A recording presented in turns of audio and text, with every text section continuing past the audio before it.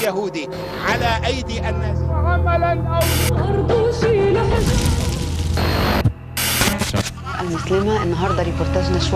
This is a recording from last year from Ikra, a Saudi-funded TV station widely shown in Muslim countries. اسمك ايه؟ بسملة. بسملة، عندك كم سنة؟ 3 سنين. انت مسلمة؟ بسملة، انت تعرفي اليهود؟ بتحبيهم؟ لا، ما بتحبيهمش ليه؟ كده. عشان هم ايه؟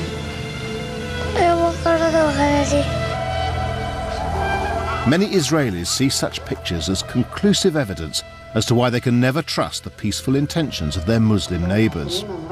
عشان هم قردة وخنازير؟ مين قال عليهم كده؟ ربنا. قال عليهم فين؟ القرآن.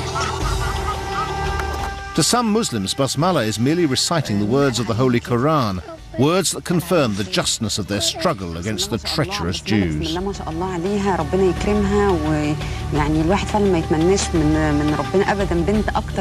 And this is only one of myriad examples I've found of overt anti-Semitism in the Arab world. The Jews are worse than Hitler. The Jews invented the myth of the Holocaust to gain sympathy. The Jews were behind 9/11. The Jews spread AIDS and other diseases. The Jews murder babies in bizarre rituals. The Jews have a secret conspiracy for world domination. So try all the time to say that Holocaust, Holocaust, Holocaust, in order to justify that they come to Palestine. I'm David Aronovich, and tonight I'm on a journey to explore the phenomenon of Muslim anti-Semitism. My search takes me from its roots in medieval Christendom to the heart of the Islamic world. My question is this: is this hatred of the Jews primarily the result of Israel's policy towards the Palestinians, or a sinister import from Europe, translating the Nazi project to a new theatre in the Middle East?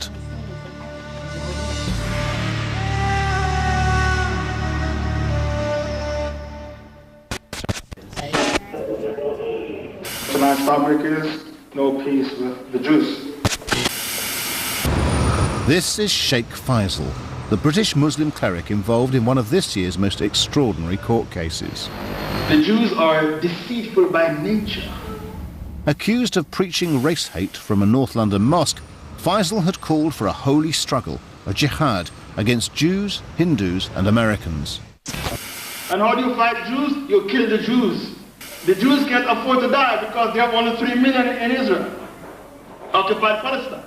Tapes like these led to the unprecedented charge of soliciting murder along with incitement to racial hatred, a law intended to protect minorities applied for the first time not to a neo-Nazi group, but to a Muslim cleric trained in Saudi Arabia.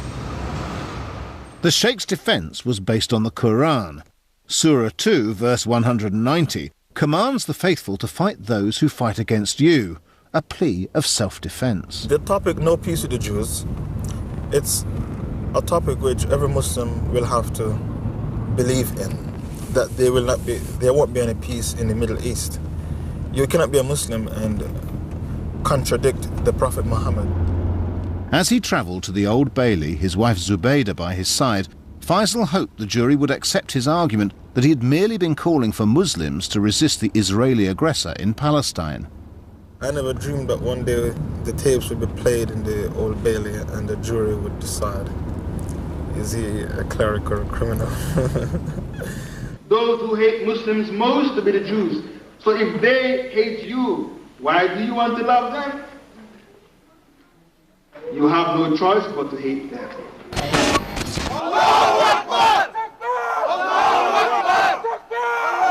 In the view of his supporters gathered outside the court, the Sheikh had simply reiterated the words of God as given to the Prophet in the Quran. And when the court sentenced Faisal to 9 years in jail for soliciting murder, their anger was apparent. The Quran is on trial. The Hadith is on trial. Prophet Muhammad ﷺ stands convicted today from preaching from the Quran.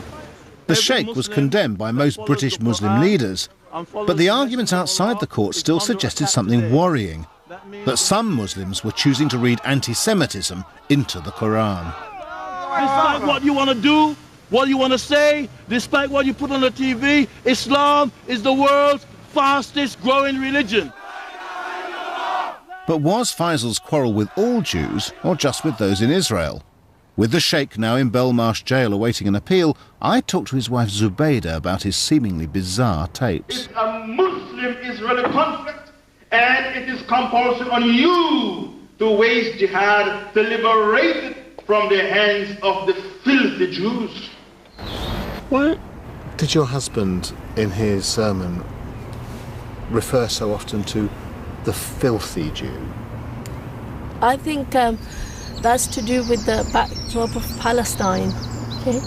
Because if you see that how Palestinians for 50 years have been persecuted every day, I mean, even the British people in this country would feel that way if the Romans came over and claimed Britain as their land. So it's injustice towards the Palestinians. It's their land, and Jews have taken it over using the Bible, the Torah. But he uses this expression all the time, and given the context of the sermon which we've just been talking about, which is what the words of the prophet are, he's not talking just about Palestine, he's talking about Jews almost over an eternity, and he describes them as the filthy Jew.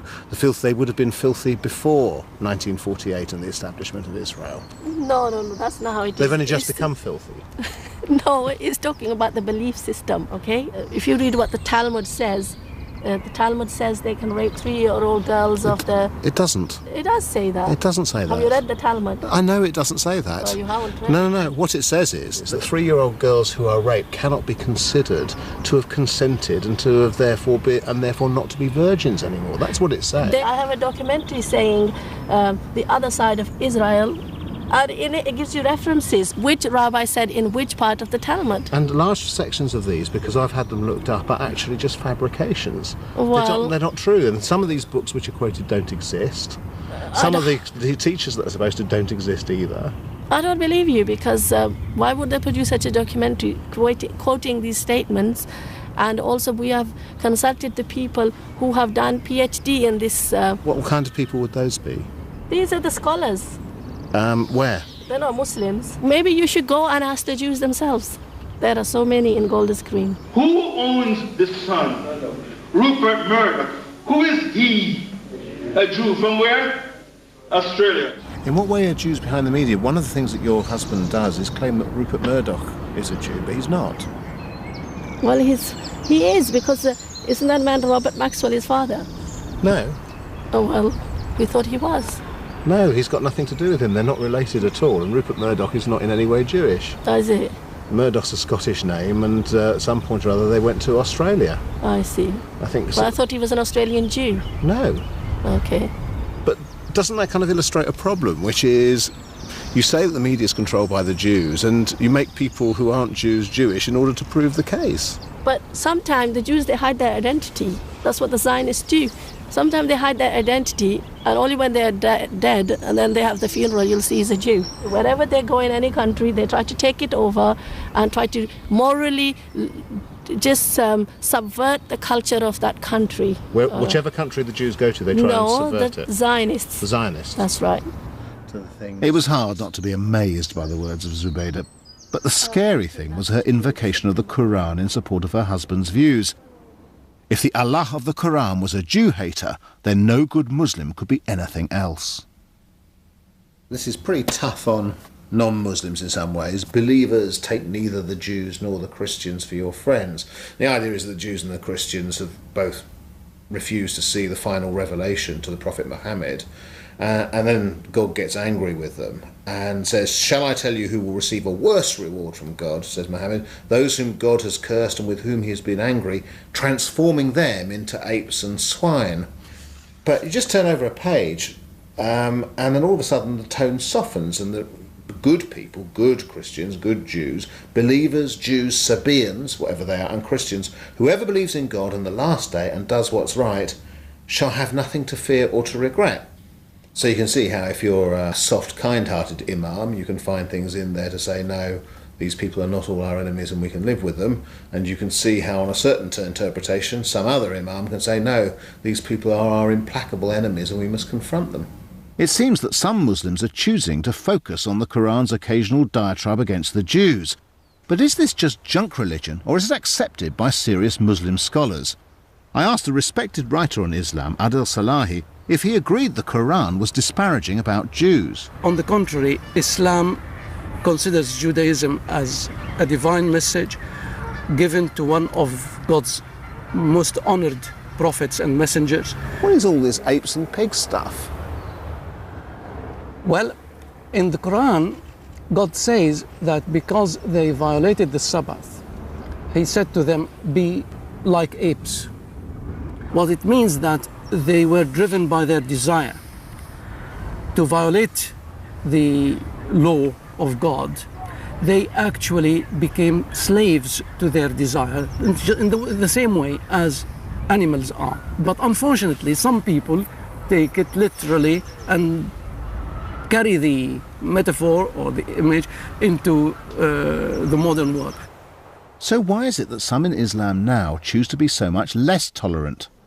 For inspiration, they only had to look as far as Christian Europe, where Jews had, for centuries, been paying the price for the crucifixion of Christ.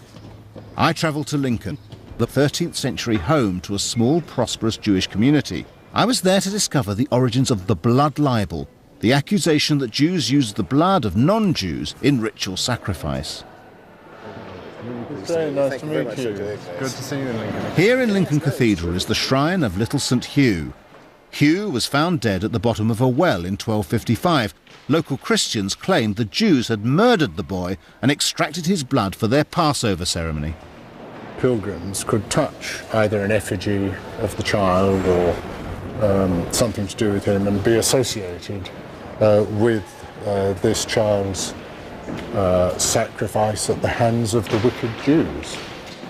In 1290, all Jews were expelled from England, but the blood libel had spread throughout Europe. Countless Jews died because of it. And, as I was to discover, it has become one of the most pernicious gifts the Christians passed on to the Muslim world. Centuries later, the blood libel was to mutate into another myth, perhaps even more devastating for the Jewish people. Right, protocols of the meeting of the learned elders of Zion, translated from the Russian text by Victor E. Marsden. This strange document, the Protocols, purported to be a master plan for Jewish world domination, except it was a blatant forgery, a concoction of the Russian secret police. The latter work purports to contain minutes of certain secret meetings of the elders of Zion, which were laid bare the aim and purposes of the general headquarters of the Jewish nation for the conquest and enslavement of the entire world. Millions in Europe came to believe this stuff. There's an almost direct line from the Protocols to the Holocaust. The Protocols, the blood libel, an anti-Jewish interpretation of the Quran, are these the signs of a new anti-Semitism? Once an appalling European problem, next we'll find out if it's become an Arab one. Now it gets a lot more serious. I'm on the road from Jordan to Israel, passing through the occupied West Bank and the Judean desert. It's a critical time here. This place is on a war footing, but now with a slim chance of peace. 2 years of intifada have fueled anti-Jewish rhetoric, as have the ruthless policies of the Sharon government.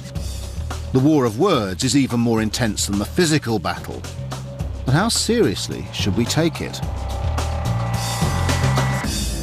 Part of the trouble is, if you're continuously on the hunt for anti-Semitism or other forms of racism, there's always going to be somebody who's expressing it somewhere. And the real question is how widespread such feeling is.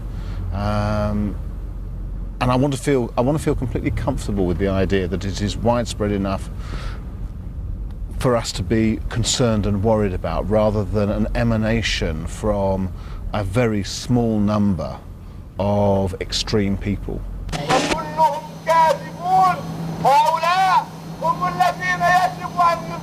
At Palestinian Media Watch, I get an answer. Their job is to monitor anti-Semitic material as shown on official Palestine TV. The words and images shown here, according to director Itamar Marcus, reveal the real message of the Palestine leadership that there can never be peace as long as Israel exists. But I asked him, wasn't he just picking on isolated examples for the sake of propaganda? We have 10, 15, 20, 30, 100 times the amount of material that we can possibly send out, because it repeats over and over and over and over again. And we have it in the last few weeks, and we don't only have it from religious leaders, we have it from professors, and we have it from politicians. We had one just recently, a month and a half ago, from a minister in government who referred to the evil religious law of the Jews, which is what is so entrenched in them, which is why they're killing us, etc., etc. Sermons in the mosques, MTV-style videos and even programme breaks, they're all in the Media Watch archive. The music videos for children are especially popular, repeated constantly during the day. Now, here's another example. We're not only evil, but we're actually cursed of God. And here, this is another religious leader. أيضا من أعمالهم الشريرة ما يسمى بالهولوكوست ذبح اليهودي. Right, so he's now linking the Holocaust, the so-called Holocaust, to this sin of Jews in Muhammad's day. Well, what he does here is he says, we see the Jews are evil, and the Holocaust is a perfect example. The Jews created the Holocaust. And actually planned it, he says, together with the Nazi leaders in order to get sympathy of the world. That's a peculiarly kind of perverse piece of history. Right, but what their point is that Jews are the epitome of evil. The epitome of evil incarnate in the world, and that's why they have to be destroyed. Marcus's work gives him a hotline to the Prime Minister's office, and whether or not all Palestinians take this stuff seriously, Ariel Sharon certainly does. The idea that hatred of Jews is sanctioned by the Islamic faith itself terrifies Israelis and may even affect the peace talks. I am absolutely convinced that the tremendous willingness that we've seen of suicide bombers to go out and kill vast numbers of innocent people, civilians, children, babies, has been a direct result of the Palestinian society placing the murder of Jews as a religious obligation.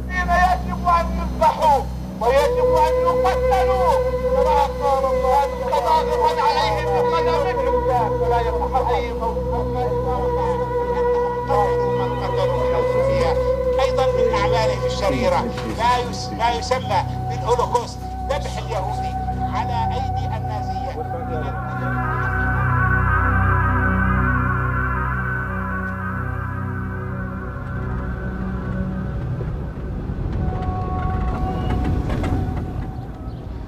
That discussion with Mr. Marcus has left me profoundly depressed. That's a real and a genuine catalogue of things being said and preached and shown on Palestinian television, any one of which would have a prosecution for incitement to racial hatred in Britain. And even allowing for the kind of heightened sensibilities and the sense of absolute injustice amongst Palestinians.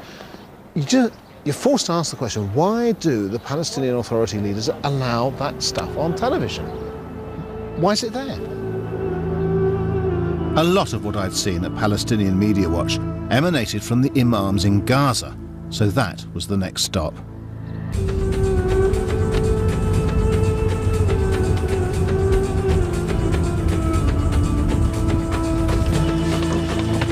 Nothing quite prepares you for this place. A unique 14-mile strip of land that's a part of the Palestinian Authority and a virtual prison camp for its 900,000 residents. The Israelis strictly control Palestinian movement in and out. My fixer on the Israel side has not been allowed to visit his sister in Gaza for 10 years.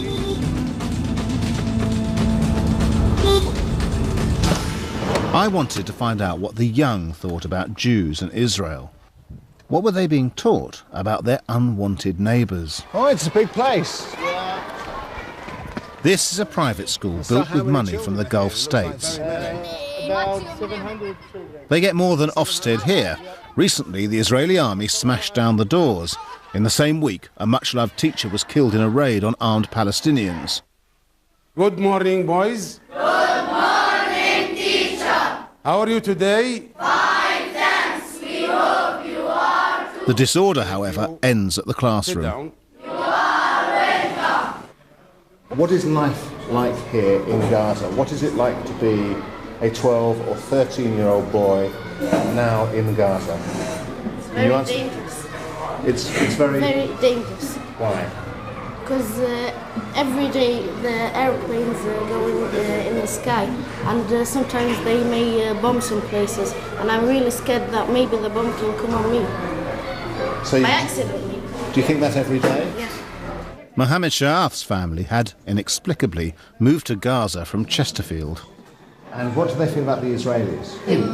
أيام الرسول صلى الله عليه وسلم كانوا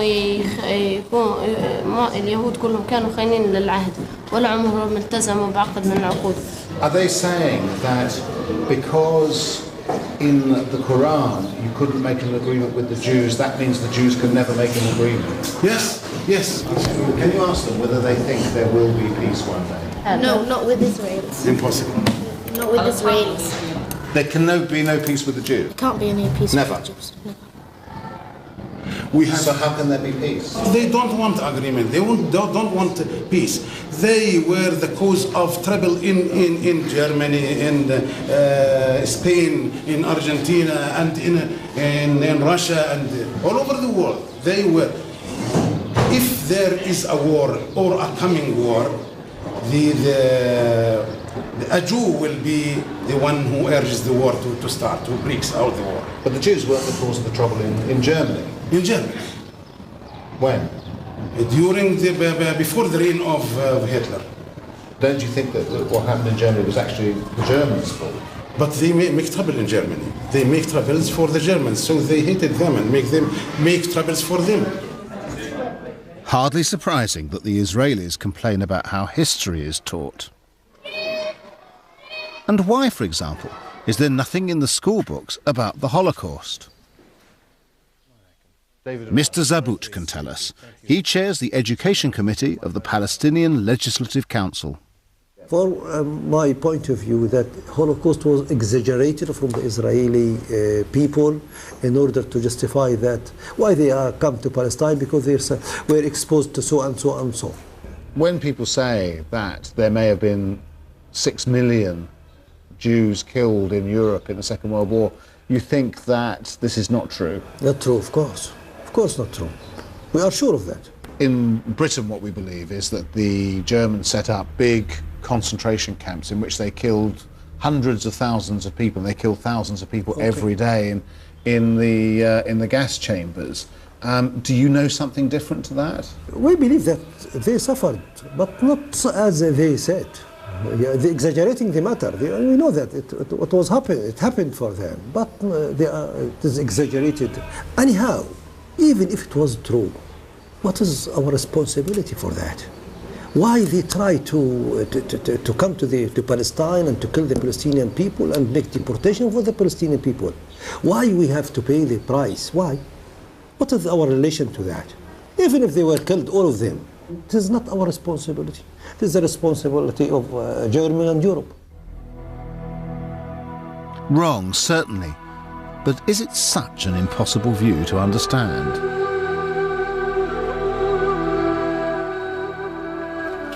Especially here in Gaza, where incursions by the Israeli Defense Force regularly leave a toll of bereavement and damage. It's the kind of place where you can believe nothing and anything.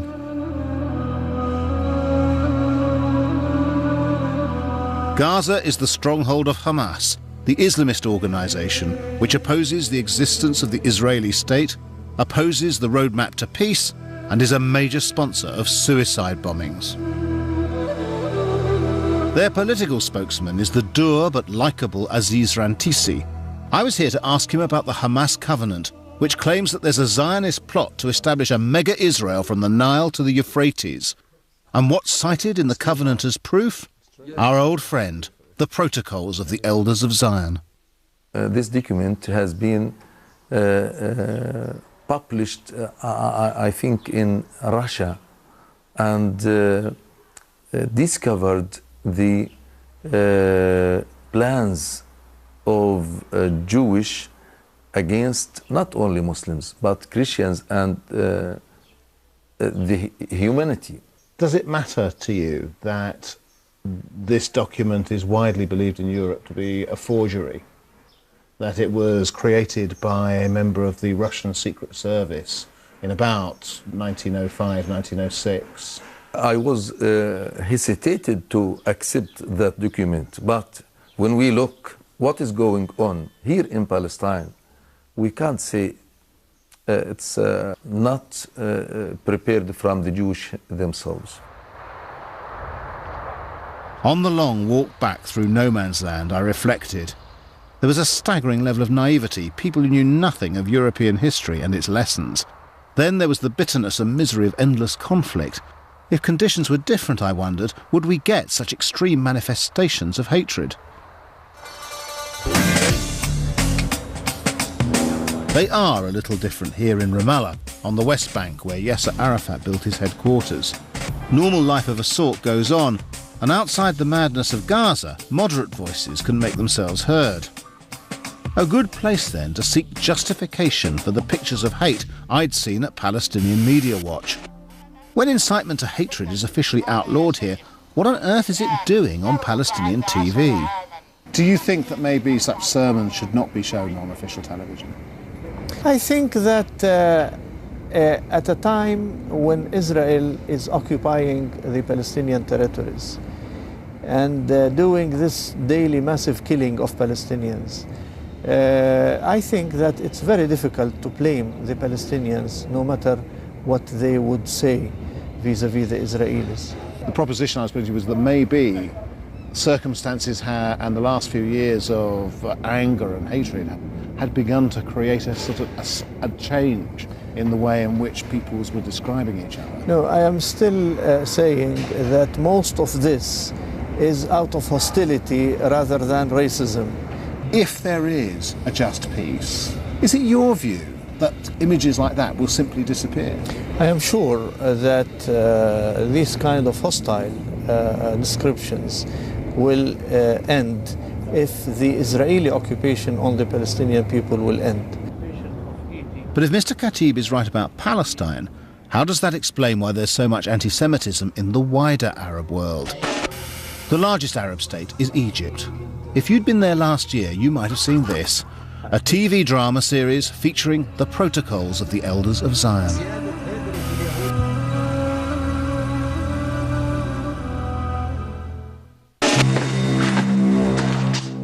Just watch, if you will, a bit of this, an epic TV drama shown across the Middle East.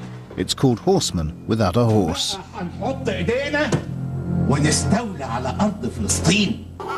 It tells the story of the Arab fight against colonialism, set against the backdrop of a diabolical Zionist plot to establish world domination. Large chunks of the series featured the protocols of the Elders of Zion. The same protocols forged in the 1900s, approved of by Hitler and quoted in the Hamas covenant. The 41-part series caused a major uproar in Israel and America, and was the reason I came to Egypt. It was made here. And now, no one was available to talk about it. During my trip to Cairo, I was accompanied at all times by 2 armed security guards and the affable Amin Mumtaz of the government press office.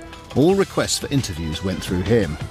And Mohammed Soubi, the series producer and star, was, I was told, too busy.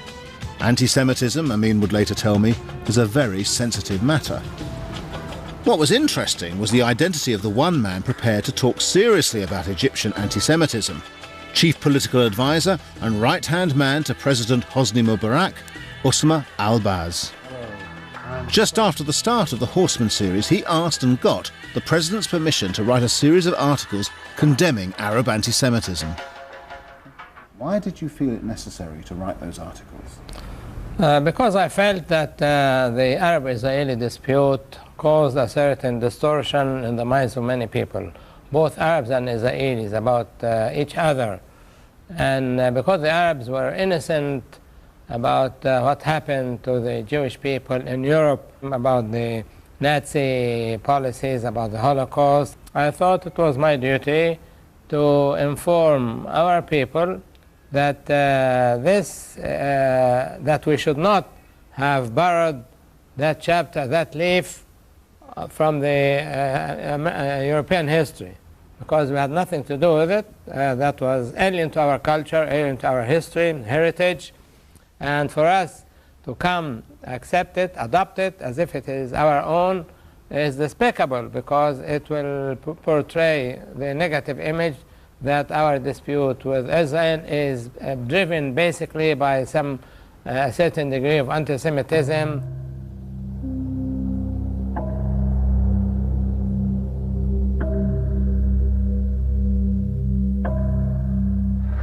Thinking about it, it seems to me that the Egyptian government is now making a very big effort to sort of row back from the substantial amount of anti-Semitism contained within the Egyptian press.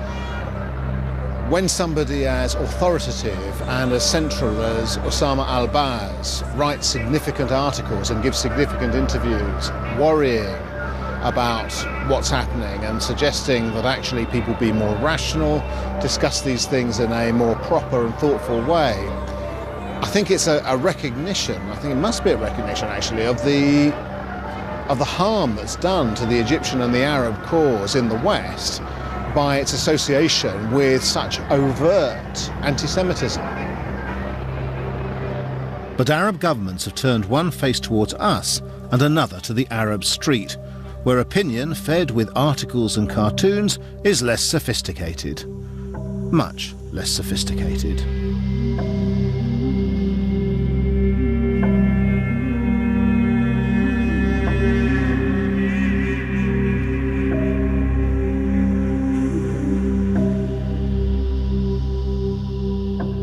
Outside the ministries, the protocols are widely available. Holocaust denial is common, and even the blood libel lives on. Now there's a new film planned to succeed Horseman Without a Horse. It's linked to the story in this book, The Martyrs of Zion, by, as it happens, the Syrian Defence Minister Mustafa Tlass. The book is a repetition of the notorious Damascus blood libel of 1840. In that year, Jews, including a David Hariri, were charged with murdering a kindly Christian priest, Father Toma, and mixing his blood with the Passover biscuits or matzahs. But the film's producer, Munir Radi, says his version is different. It's about harmony between religions, and it will be Egypt's answer to Schindler's List. اللي أنا عايز أقوله إنه قائمة شندلر إنه الدعاية الصهيونية قامت بعمله أو جهة ما قامت بعمله. أنا بقول إن أنا في سبيل عمل فيلم عن الفلسطينيين وسميته قائمة هراري.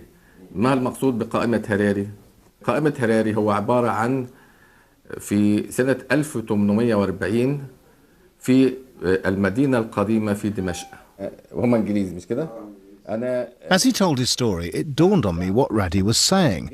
While he claimed his film was nothing to do with the disgusting Damascus blood libel, it shared the same characters, the same wicked Jew Hariri who murders the same innocent priest.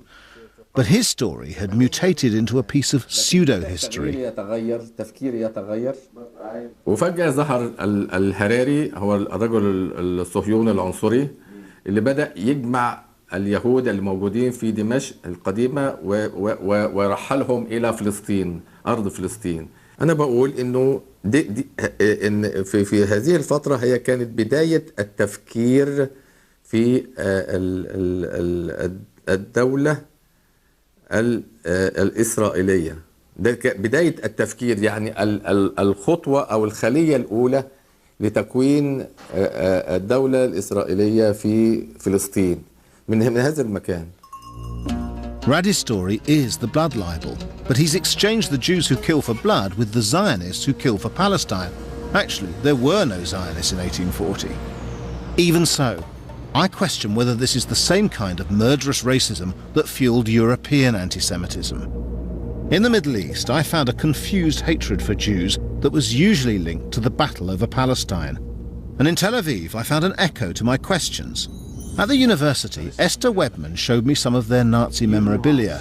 Some of the same anti-Semitic imagery is now evident in the Arab world. But does it mean the same? When I put this to Esther, I get a surprising answer.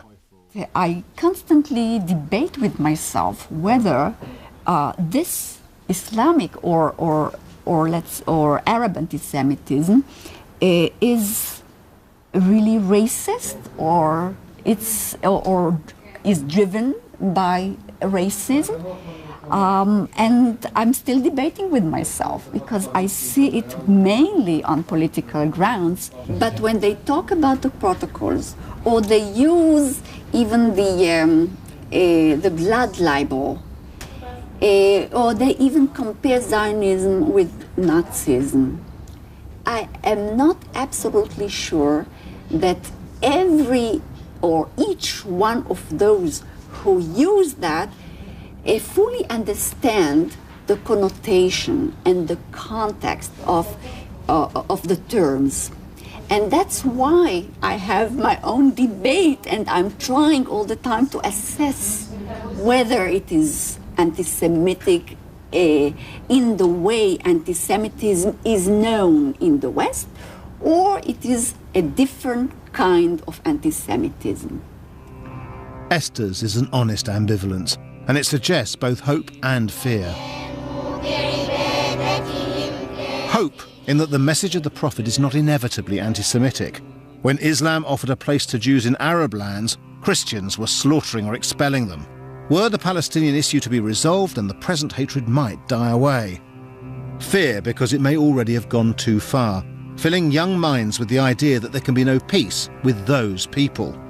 Anti-Semitism alienates young, secular Israelis and drives young Muslims to this: a suicide bomb in a beach cafe that leaves a French waitress and a Muslim boy from Hounslow dead. بسملة عندك كم سنة؟ 3 سنين ونص. أنت مسلمة؟ These are the words of Basmala, aged 3.5. تعرفي اليهود؟ بتحبيهم؟ لا ما بتحبيهمش ليه؟ كده. عشان هم إيه؟ سأجعل من جسدي قنبلة أفجر بها أجساد الصهاينة من أبناء القردة والخنازير. And these are the words of Hamas suicide bomber Mahmoud Mamash, aged 21. Terrible words from a terrible old hatred.